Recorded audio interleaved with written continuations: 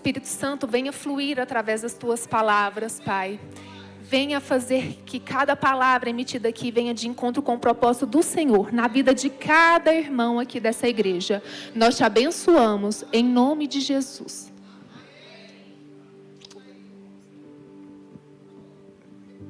Amém. Dando as últimas instruções aqui. Eu preferi o vermelho, mas eu fiquei com verde, né?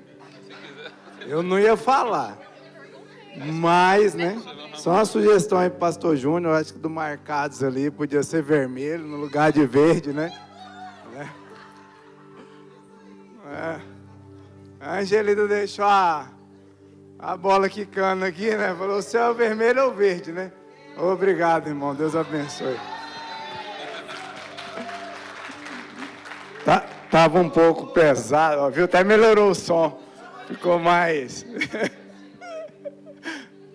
Paz do Senhor, igreja.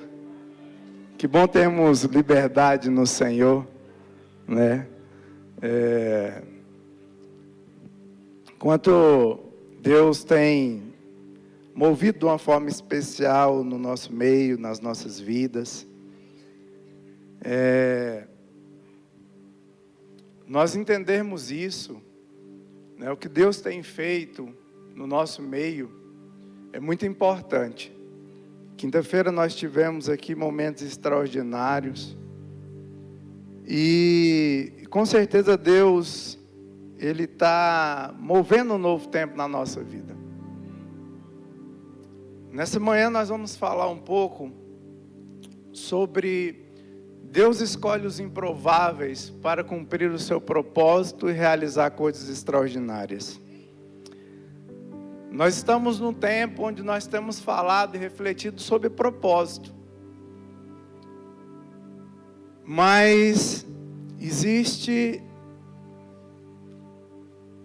pessoas que Deus escolhe para cumprir esse propósito. Diga para o seu irmão assim: Deus te escolheu para cumprir o propósito que Ele definiu para a sua vida.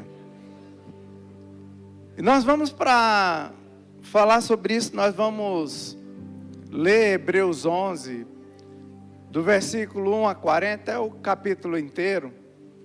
Parece uma leitura extensa, mas a gente vai especificar alguns pontos deste capítulo. Mas eu queria começar falando sobre o termo Hebreus. Na época que foi enviada essa carta, esse termo ele não era muito utilizado. A gente precisa entender que o termo hebreu, ele era utilizado na época dos patriarcas, Abraão, Isaac e Jacó. Abraão foi o primeiro a ser chamado hebreu. Então, durante esse período dos patriarcas, chamavam aqueles que depois se tornaram judeus de hebreu. Quando foi estabelecida as 12 tribos de Israel, e assim consolidou a nação de Israel, começou-se a utilizar o termo israelita. E startou um novo tempo no povo escolhido de Deus. Depois, com a divisão do reino de Israel, que uma parte continuou com a nomenclatura de Israel, e a outra parte começou a chamar reinado de Judá, o reinado de Judá começou a ser chamado de judeus. Aí surge o termo judeu, que foi fortalecido muito no exílio e após o exílio da Babilônia. Então começou a ser o termo mais utilizado, que nós utilizamos até hoje, judeus. Mas é interessante que esse livro, ele utiliza a expressão hebreus. Sabe o que significa hebreu? Hebreu significa movimento. Hebreu significa transição. Aquele que transicionou, aquele que movimentou. Falando de Abraão, porque Abraão ele tinha transicionado de Ur dos Caldeus para a terra prometida. Ele tinha passado o rio Eufrates, que significa fertilidade, abundância, e tinha ido para a terra que Deus tinha prometido. E nessa manhã eu quero começar dizendo que Deus está startando um tempo de movimento, um tempo de transição. Um tempo onde nós iremos transicionar para as promessas que Deus estabeleceu na nossa vida. O tempo que nós vamos usufruir de tudo que Deus determinou sobre nós. Não importa o tempo que Ele determinou. Importa que chegou o tempo dessa transição. Chegou o tempo desse movimento. Diga para o seu irmão, é tempo de você se movimentar. Vamos ler então Hebreus 11, a partir do versículo 1. Diz assim: ora, a fé é a certeza das coisas que se esperam, a convicção dos fatos que se não veem.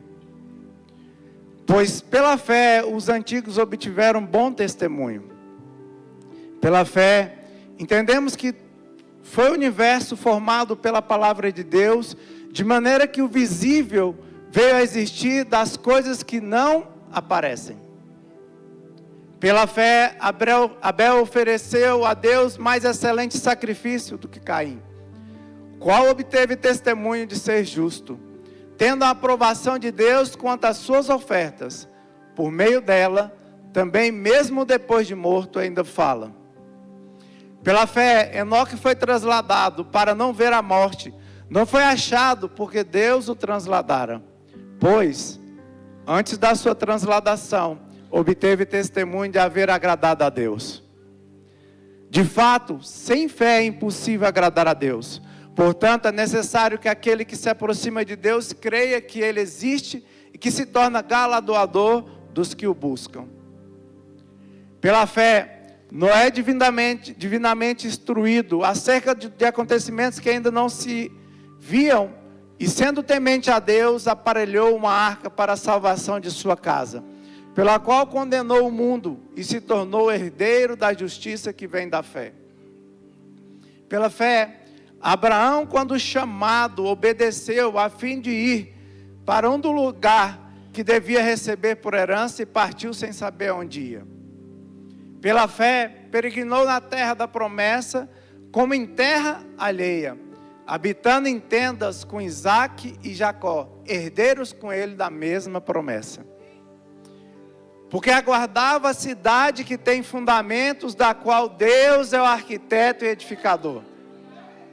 Pela fé também a própria Sara recebeu poder para ser mãe, não obstante o avançar de sua idade, pois teve por fiel aquele que havia feito a promessa.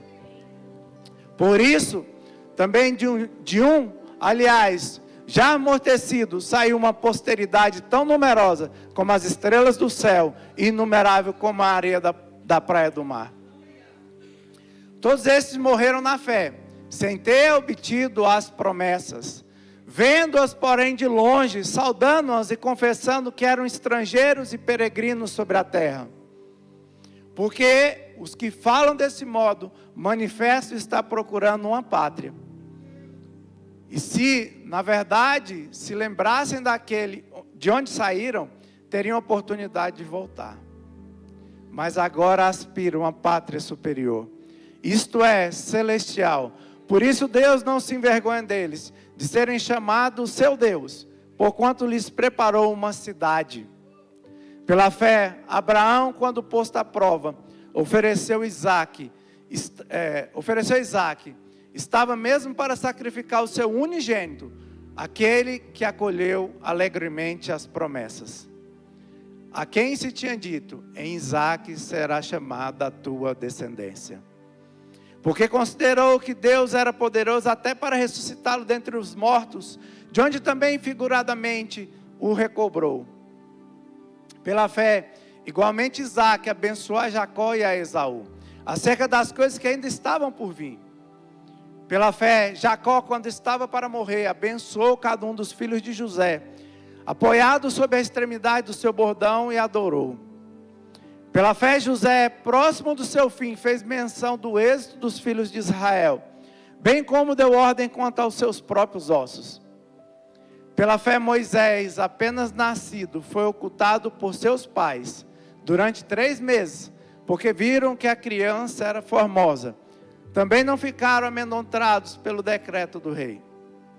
Pela fé, Moisés, quando já homem feito, recusou ser chamado filho da filha de Faraó, preferindo ser maltratado junto com o povo de Deus a usufruir os prazeres transitórios do pecado. Porquanto considerou o opróbrio de Cristo por maiores riquezas do que os tesouros do Egito, porque contemplava o galardão. Pela fé, ele abandonou o Egito, não ficando amedrontado com a cólera do rei. Antes permaneceu firme com quem vê aquele que é invisível. Pela fé, celebrou a Páscoa e o derramamento do sangue, para que o exterminador não tocasse nos primogênitos dos israelitas. Pela fé, atravessaram o Mar Vermelho como por terra seca, tendo-lhes os egípcios todos tentando os egípcios, foram tragados de todo. Pela fé, ruíram as muralhas de Jericó, depois de rodeada por 7 dias. Pela fé, Raabe a meretriz não foi destruída com os desobedientes, porque acolheu com paz os espias. E que mais direi, certamente me faltará o tempo necessário para referir o que há respeito de Gideão, de Baraque, de Sansão, de Jefité, de Davi, de Samuel e dos profetas. Vai lá para o versículo 38 a 40 agora, por favor. Homens dos quais o mundo não era digno, errantes pelos desertos, pelos montes, pelas covas, pelos antros da terra. Ora, todos estes que obtiveram bom testemunho por sua fé, não obtiveram, contudo, a concretização da promessa. Por haver Deus promovido coisa superior a nosso respeito, para que eles sem nós não fossem aperfeiçoados. Amém? Diga para o seu irmão assim: Deus fez algo muito superior para você.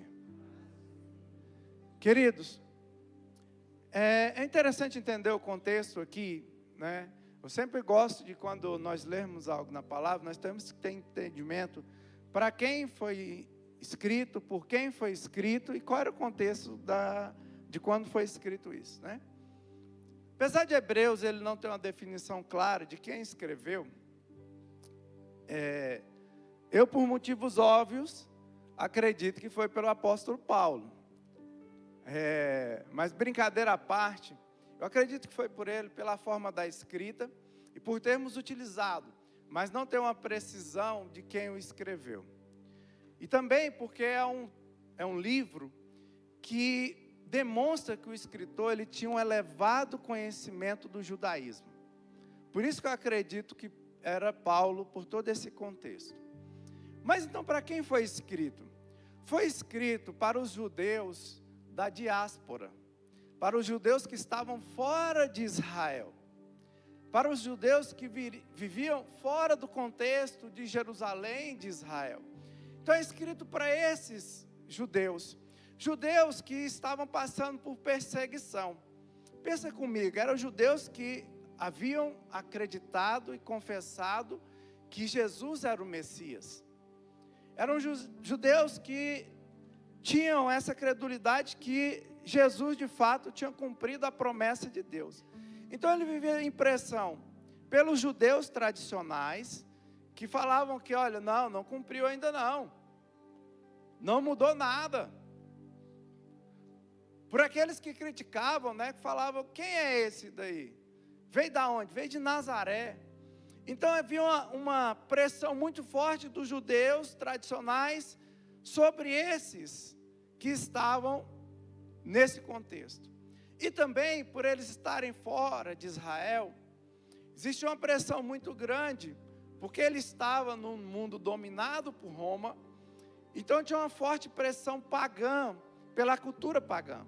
Então eles ficavam nesse meio, né? E sendo pressionados. E eles estavam desanimados, eles estavam cansados, eles estavam a ponto de desistir. Quando nós lemos Hebreus, nós entendemos que esses homens e mulheres eram pessoas maduras na fé. Porque no próprio livro de Hebreus fala, olha, que deveria ser um contexto mais elevado do que estava se falando, mas eles estavam retraídos quanto a isso. Eles estavam cansados espiritualmente. Então essa palavra, esse livro, ele vem justamente para esse público. E qual é o propósito de Hebreus? Hebreus é um livro extraordinário. Ele apresenta Jesus acima de todas as coisas. Se nós pegarmos os capítulos anteriores, nós vamos ver que esse livro, ele mostra Jesus como cumpridor da promessa de Deus, mas também que ele está acima de todas as coisas. No capítulo 1 e 2, vai falar que ele está acima dos anjos. No capítulo 3, fala que ele está sobre a lei e sobre Moisés. Isso é um ponto muito delicado, porque muitos judeus acreditavam, não, Moisés ninguém toca, Moisés ele é o cara, Moisés é a expressão exata da lei, é o principal líder. E aí no capítulo 3, me permita dizer, né? O apóstolo Paulo, ele diz assim, que ele está acima da lei, Jesus. Jesus está acima do sacerdócio levítico. Quando ele fala de Melquisedeque, ele fala que apresenta Jesus como o próprio Melquisedeque. Por isso que quando nós vamos falar, né, que Abraão, no livro de Gênesis, fala que Abraão, depois da guerra com os 6 reis, ele pega o despojo. O que acontecia? Quando um país, uma nação saía em guerra contra a outra, que ganhava, tinha direito ao despojo daquela guerra, as riquezas. Porque elas levavam todas as suas riquezas para a guerra. Então tudo que tinha de precioso, eu levava para a guerra. E Abraão, quando ele foi resgatar Ló, dessa guerra dos 6 reis, a Bíblia fala que Abraão, ele pegou todos os despojos daquela guerra. Contudo, ele não ficou com nenhum despojo. Mas Abraão teve um ato nesse período, que foi devolver o dízimo. E ele devolveu para um sacerdote sem início e sem fim de dias. Ele devolveu o dízimo ali para aquele que é o rei de Salém, o rei de Jerusalém, o rei da paz. É Jesus expresso ali. E ele fala que Jesus está acima desse sacerdócio. Que sacerdócio era esse? Aquele sacerdócio que entregava ali no templo do Senhor. E Hebreus vai falar que Jesus está acima disso. No capítulo 8 fala que Jesus ele está acima da antiga aliança. Por quê? Porque nele tudo se cumpriu. Não podemos viver no jugo da velha aliança, que era uma aliança marcada por simbolismo.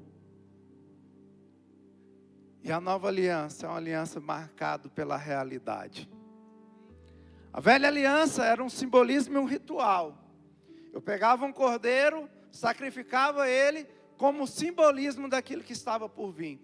Mas Cristo, ele está acima da velha aliança, porque ele foi o cordeiro imolado por Deus em nosso lugar. Ele foi aquele que morreu para que nós pudéssemos ter vida.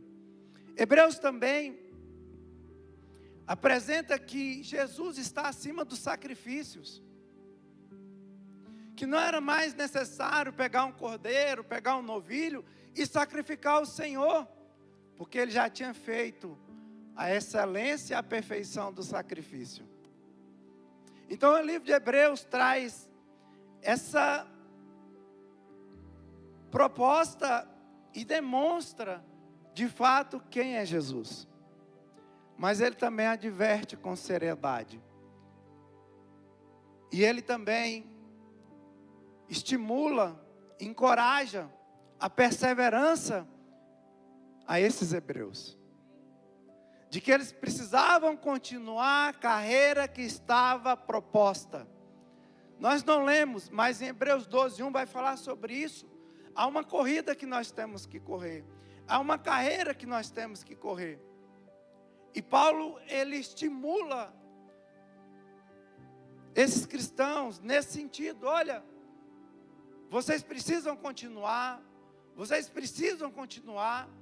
apresentando Jesus nessa estrutura. E aí nós chegamos em Hebreus 11. Hebreus 11:1. No capítulo de Hebreus nós temos vários ensinamentos. E o versículo 1 começa nos ensinando sobre o que é fé. O primeiro ensinamento que queremos refletir nessa manhã é: o que é fé? No versículo 1 diz assim: ora, a fé é a certeza das coisas que se esperam, a convicção dos fatos que não se veem. Fé, no hebraico, é emuná, que não é apenas acreditar, mas é firmeza. É você ter uma confiança baseada no relacionamento. Diga para o seu irmão assim: não existe fé sem relacionamento. Então não é só eu creio, não é só você falar assim, não, vai acontecer. Mas é uma confiança profunda no relacionamento que nós temos com o dono de toda a credulidade, que é o Senhor. E aqui no versículo 1, fé também fala de constância, confiança prática em Deus. E aí no versículo 1 diz assim: fé é a certeza. Mas não é apenas acreditar. Essa certeza, ela traz o contexto de uma base. Algo sólido que eu caminho por cima. Ainda que seja invisível. Ainda que eu não consiga ver. Mas é um chão que eu posso caminhar por cima. Certeza. É essa certeza que está falando aqui. E fala assim: certeza de coisas que se esperam e convicção. Diga assim: a convicção vem de dentro. A convicção aqui é aquilo de fato que eu tenho plena certeza, está dentro, eu não consigo explicar. Por isso não fica discutindo fé. Não fica tentando explicar a sua fé, é algo de dentro, não tem como, é igual chupar uma laranja. Eu chupo a laranja e falo assim, você pergunta, está gostoso? Eu falo, tá. Você não vai saber o sabor. Então a fé é algo de dentro, uma certeza que ninguém muda. Você fala assim, ó, não vai dar certo, vai dar certo. Não vai acontecer, vai acontecer. Por quê? Não sei, é algo que está aqui dentro. É algo que está aqui dentro. É isso. Então é a convicção de fatos o quê? Que não se veem. Eu não vejo, mas eu creio. Esse é o primeiro ponto que está aqui no versículo 1. O importante é que essa esperança não é uma esperança qualquer, não é uma esperança vaga, tipo, tomara que aconteça, mas é uma certeza absoluta que as promessas de Deus vão se cumprir. Não importa o tempo, não importa, já tem muito tempo. Deus, Ele não esqueceu nada que Ele prometeu para você. Eu e você esquece, e às vezes Ele dá alguns sinais para a gente lembrar. Porque a nossa mente ela é limitada. Só que a dele não é. Por isso que a palavra diz que, Senhor, quem conheceu a mente do Senhor? Ou quem foi o seu conselheiro? Quem deu primeiro a ele para ser restituído? Porque dele, por meio dele e para ele são todas as coisas. É isso, queridos. No versículo 2, nós vamos ver: pois pela fé os antigos obtiveram bom testemunho. Diga para o seu irmão assim: bom testemunho. Quem são os antigos? Patriarcas. O que é esse bom testemunho aqui? É muito importante a gente entender. A aprovação e o testemunho favorável de Deus. Quando nós vamos para o original, nós vemos que o termo aqui utilizado é um termo que é no sentido de um julgamento, de um tribunal, onde tem uma testemunha que testifica a favor daquele que é devedor.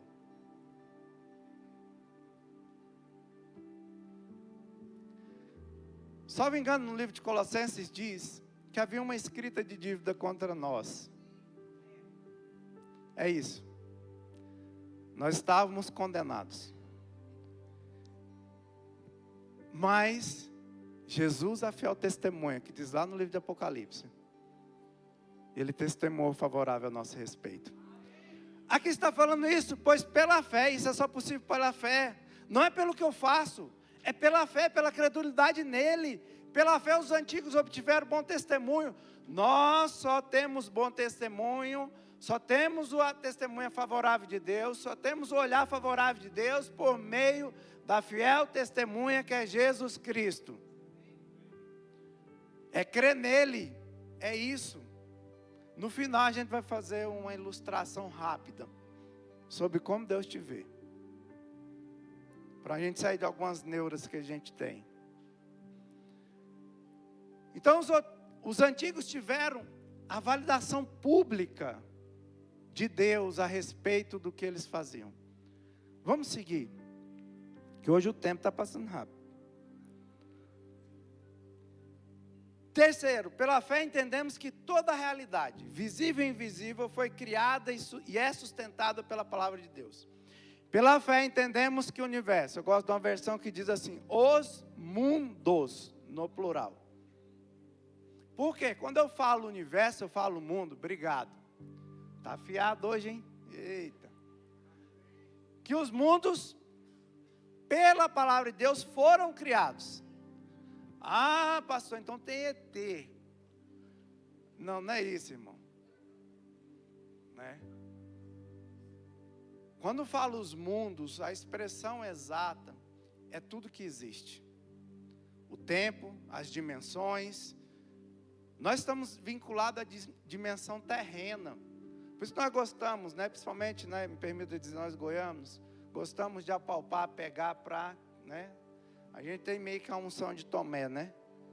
Tem que pegar para ver. Se eu pôr a mão do lado dele, eu vou ver se é real. E aqui então, só que existe dimensões. E aqui esse texto ele é muito forte. Porque ele fala que tudo que existe, tudo, sem exceção, foi criado pela palavra de Deus. De maneira que aquilo que se vê não foi feito do que é visível, mas sim do que é invisível. Princípio aqui que a gente não muda. Tudo foi criado por Deus, primeiro princípio. Gênesis lá fala que pela sua palavra ele disse, haja luz, houve luz. Tudo que foi sendo criado, foi criado pela palavra de Deus. E João 1 fala que essa palavra é Jesus Cristo. Olha só, diga ao seu irmão assim, tudo que você vê, nasceu primeiro no invisível. Guarda isso no seu coração. Tudo que nós vemos nasceu primeiro no invisível. Você vai entender que o que Deus te vê, muitas coisas estão no invisível. Por isso você fica meio chateado com algumas coisas.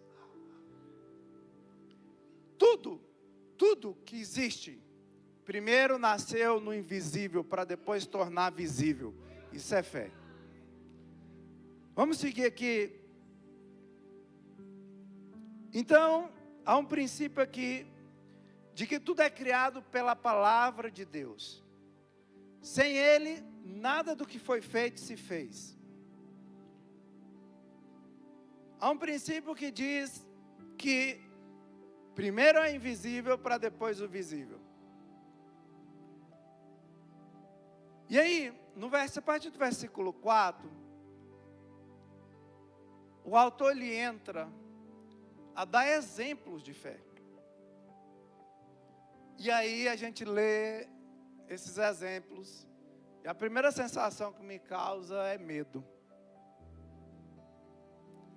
Porque foram pessoas que fizeram coisas muito loucas.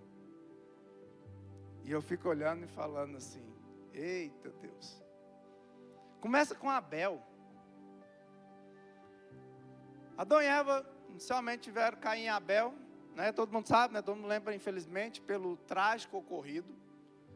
Que todo mundo, não, mas Caim matou Abel. Não, queridos, mas Abel também deu uma oferta que é fantástica. Ninguém lembra da oferta, mas lembra do assassinato. Ninguém lembra da adoração e do nível de entrega que Abel fez. O primeiro aqui, ó, a fé que está mostrando aqui, Kennedy Reagan fala que existe vários tipos de fé. Tem pessoa que tem fé para ser curada de um câncer, mas não tem fé para crer que Jesus Cristo morreu por ele e é o seu Salvador. Mas aqui, essa fé aqui está falando de uma fé de adoração. Pela fé, Abel ofereceu a Deus maior sacrifício do que Caim. Quando você vai lá em Gênesis capítulo 4, não precisa abrir, vai contar isso. Falou que Abel foi dar uma oferta ao Senhor, e a Bíblia fala que ele deu das primícias e da gordura. Diga para o seu irmão assim, primícia fala de ser primeiro. Gordura fala do melhor. Nós temos que dar o primeiro ao Senhor. Só que não é só dar o primeiro, é dar o melhor. A Bíblia fala que Caim deu uma oferta também para o Senhor, mas não especifica nada. Fala que ele era agricultor. Não é que, porque Abel matou um cordeiro, matou um cabritinho e tal. Não, não é isso não. E Caim trouxe fruta, verdura, né? Não tem nada a ver isso não. Fala do princípio do coração. A oferta, Deus vai olhar para o seu coração, porque a oferta fala de generosidade, dízimo é de obrigatoriedade. Dízimo é obrigatório, não tem conversa. É coisa do Velho Testamento, não, Jesus falou também. Oferta fala do coração. E aqui nós vemos nesse primeiro exemplo, uma adoração a Deus com o melhor que tinha. Olha o nível. Olha o nível que aí começa a apertar. A gente começa a olhar e falar assim, vai para o próximo. Aí foi para Enoque, aí bagunçou. Aqui Samuel chutou o balde. O cara falou, tocou no Enoque, né? Enoque era tão top que nem morreu aí. Ei Deus. Enoque era um cara tão assim, relacionado com Deus, que dava assim, vou tomar você para mim. E às vezes a gente fica chateado quando alguém morre, né? Às vezes ele era muito bom, Deus está levando para ele. Segundo ponto aqui fala de relacionamento. É uma fé que gera relacionamento com Deus. Proximidade. Vamos lá para o próximo. Eita, o tempo hoje foi embora. Vamos para o próximo. Noé não ia falar, né? Noé construiu um barco por um tempo que nem chovia. Parte daí. E o pior não foi isso. Sabe uma coisa que eu acho mais fantástica? Não foi construir a arca, não.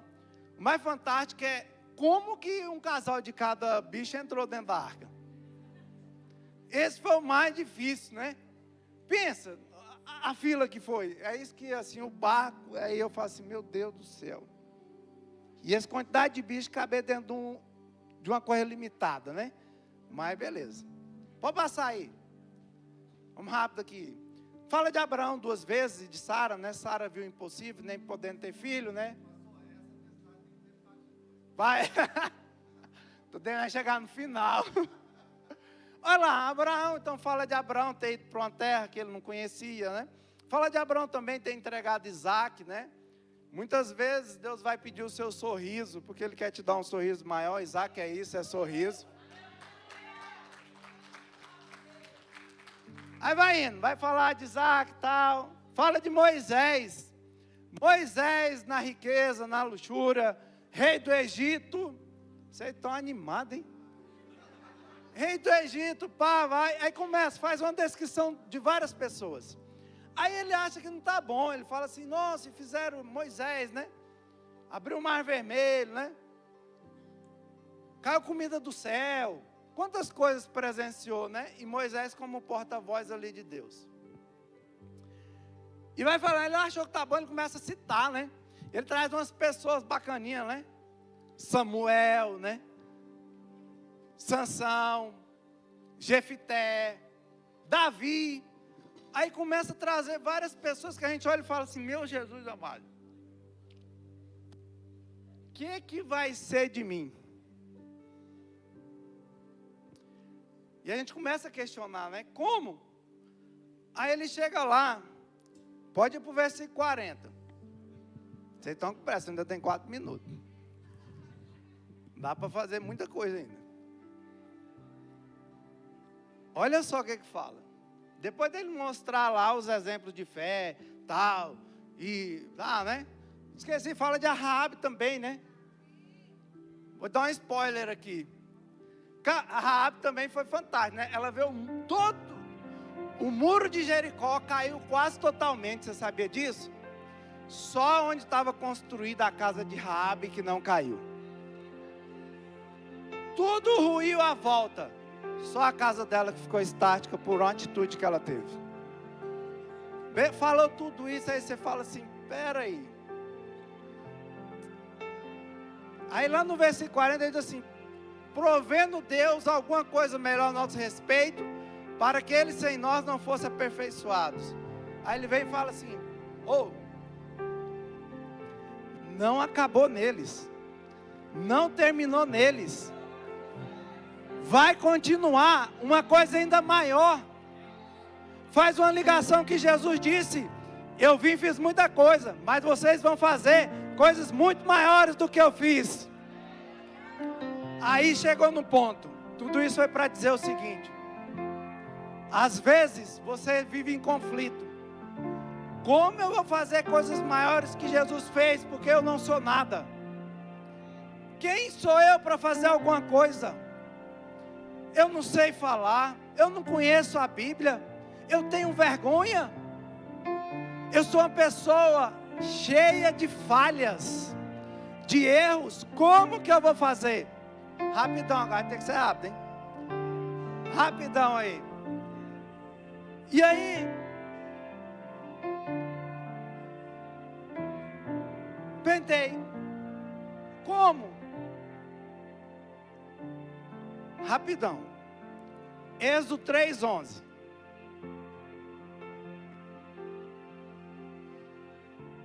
Pode ser mais rápido, nós temos 1 minuto e 30. Então Moisés disse a Deus, quem sou eu que vá a Faraó e tire do Egito os seus filhos? Mesmo aí, só passo por 4:10 agora. Então disse Moisés ao Senhor, meu Senhor, eu não sou homem eloquente, nem de ontem, nem de anteontem, nem ainda desde que tens falado a teu servo, porque sou pesado de boca e pesado de língua. Jeremias 1:6.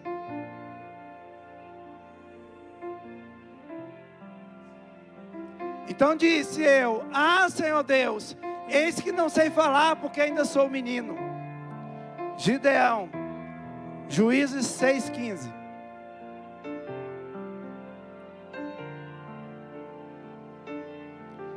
E ele disse, Senhor meu, como livrarei a Israel? Eis que a minha família é a mais pobre de Manassés, e eu o menor da casa de meu pai.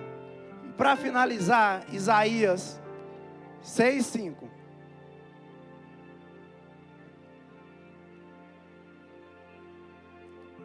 Então eu disse: ai de mim, pois estou perdido, porque sou homem de lábios impuros e habito no meio de um povo de impuros lábios. E os meus olhos viram o Rei, o Senhor dos exércitos.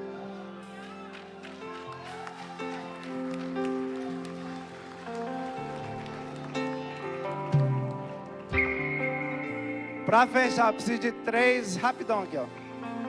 3 pessoas. Aqui em cima, por favor. Obrigado.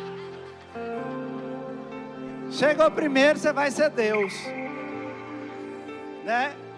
Chegou segundo, vai ser Jesus. Pode vir, pastor. Pode ficar aqui. O senhor vai ser o senhor mesmo. Pode ficar. Fica olhando para lá, por favor. Você fica, calma, me dá uma oportunidade. Você me dá um abraço aquele dia, dá um abraço pro pastor. Fica abraçado. Você fica aqui. Vamos recapitular. Deus. Eu queria fazer com o Jeová, mas o Jeová não veio hoje. Deus. Foi o que teve mais, a nota maior comigo no seminário foi o Jeová. Porque eu não vou avaliar mal o Jeová, né? Jesus e nós. Beleza? Qual é o nosso erro? A gente acredita que Deus olha direto para nós. E nós somos cheios de falhas. Nós somos cheios de erros. A Bíblia fala que a nossa justiça é como um pano de imundícia para Deus. O pano de imundícia era o pano que as mulheres usavam no período menstrual lá no deserto. Você imagina como que é? Sem valor. E aí nós entramos em conflito porque nós falamos assim: cara, por que Deus não dá um tempo e escolhe outra pessoa? Só que nós esquecemos que quando Deus nos olha, o véu, ele foi rasgado no templo. Jesus disse: meu corpo foi rasgado por vós.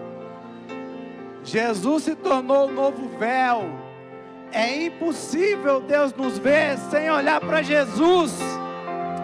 E nele não há pecado, nele não há impureza, nele não é possível. Deus não está olhando direto para você, está olhando através de Jesus.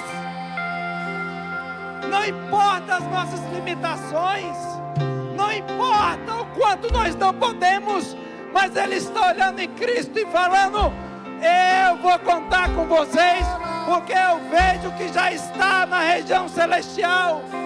Eu já vejo o que ainda não é real para você.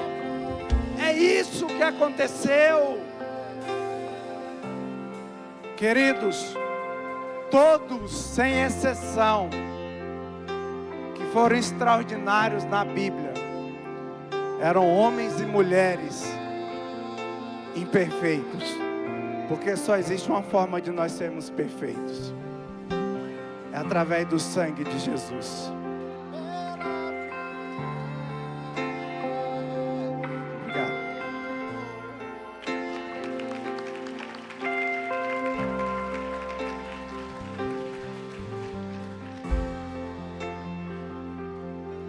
Nós somos improváveis. Não é nos desmerecer, é entender a realidade. Jesus disse: sem mim nada podeis fazer. E eu gostaria de orar nessa manhã.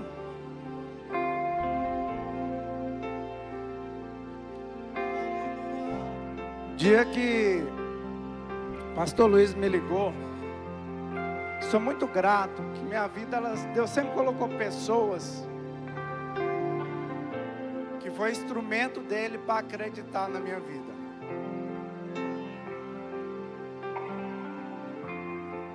Ele me ligou e estava no serviço, a gente conversou um pouco. E aí ele falou: eu vou te buscar. Eu falei: hoje não é dia de me buscar, hoje é dia de eu ir embora a pé. E eu coloquei o fone, comecei a ouvir a música, falei, perguntei para Deus: Por quê?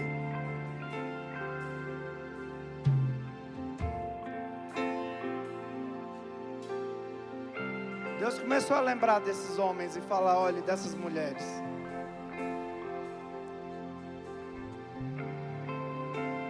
É porque é por meio dele. Eu gostaria que você que às vezes tem questionado, por que eu?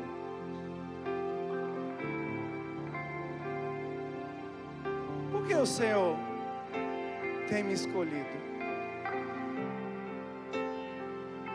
Eu gostaria que você viesse aqui na frente e nós vamos orar.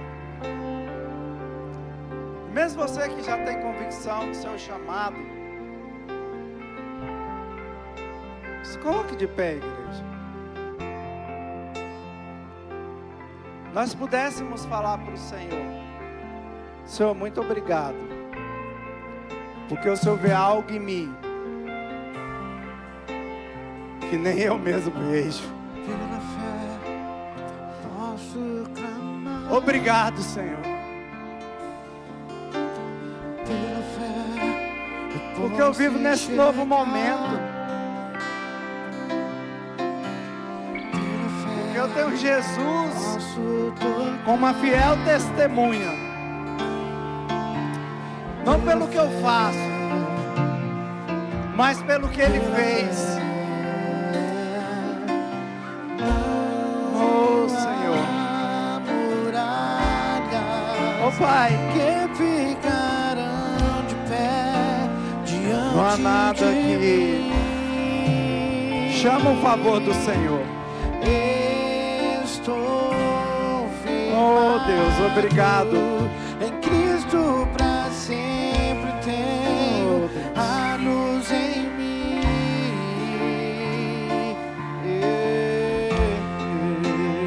Oh, Senhor, confirme em cada coração. Nesta manhã, que seja, Deus, um tempo de transição, de mudança. Pela fé posso Oh, mudar. Jesus, Tu és digno, Pela Senhor. fé eu posso alcançar. Oh, Senhor. E pela fé posso viver. Pela fé, pela fé. Não há muralhas que ficarão de pé diante de mim. Estou firmado em Cristo pra sempre tenho a luz em mim. Não há Oh, Senhor, muralhas, queremos, ó Deus, não há declarar, ó Deus, que nada podemos, que nada somos sem o Senhor. Ó Deus, nós queremos, ó Pai, falar que nós precisamos do Senhor mais do que tudo. Ó Deus, em nome de Jesus, que a cada dia o Teu sangue precioso seja derramado sobre as nossas vidas, Pai. Ó Deus, que o Senhor possa, ó Deus, cada dia, ó Deus, fazer, ó Deus, aquilo que o Senhor prove fazer por nós. Ó Deus, nos ajude a cada dia. Nós clamamos pelo auxílio do Senhor. Nesta manhã nós queremos clamar, ó Deus, porque nós sabemos que sem Ti nada podemos. Nós queremos clamar, ó Deus, porque sem Ti, ó Deus, não podemos nada. Ajuda-nos, Senhor. Fortalece-nos, Senhor. Traga coragem aos nossos corações. Traga um novo ânimo sobre nós, ó Pai, para que nós venhamos cumprir o propósito do Senhor. Ó Deus, em nome de Jesus, nós clamamos a Ti, Pai, gratos, ó Deus, por tudo que o Senhor tem feito, por tudo que o Senhor é, Pai. Oh, aleluia, aleluia, aleluia, aleluia, aleluia. glorificarão.